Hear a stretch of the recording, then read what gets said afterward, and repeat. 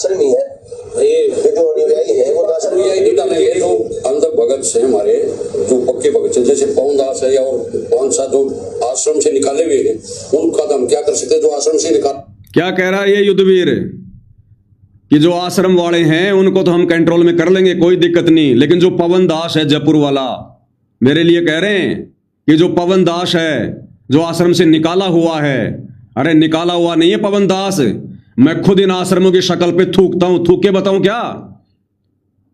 इन सैक्स लोक शतलोक आश्रमों को मैंने खुद रिजेक्ट किया है।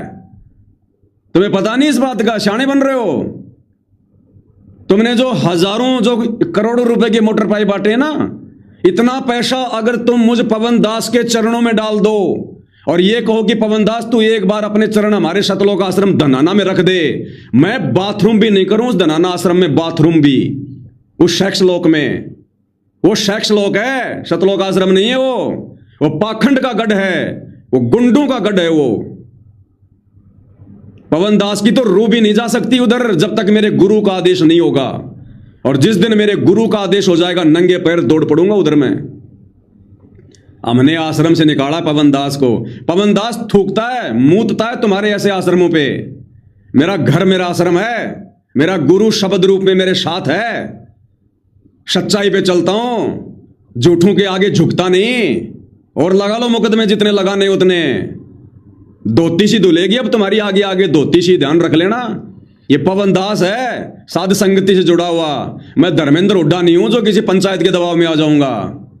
जिस दिन मेरा गुरु खड़ा होकर मेरा नाम लेकर नहीं बोलेगा, इस पवन दास का बाल भी झुकने वाला नहीं है, बाल भी। तुम आश्रम वालों ने तो धर्मेंद्र हुड्डा के साथ में तो क्या किया? तुमने कुछ नहीं किया, खाली तुमने जुबानी जंग लड़ी है। मेरे को 3 बार तो तुम लोगों ने घर में घुस के जानवर की तरह मारा है, 5-5 मुकदमे लगा रखे हैं, जेल में मुझे डलवा दिया, मेरे खिलाफ संगत को तुमने भड़का दिया, गुरुद्रोही मेरे को घोषित कर दिया, गुरु से मुकदमा मेरे ऊपर तुम लोगों ने करवा रखा है 420 का। इस पवन दास का बाल भी नहीं झुका पाई तुम 11 साल में, बाल भी।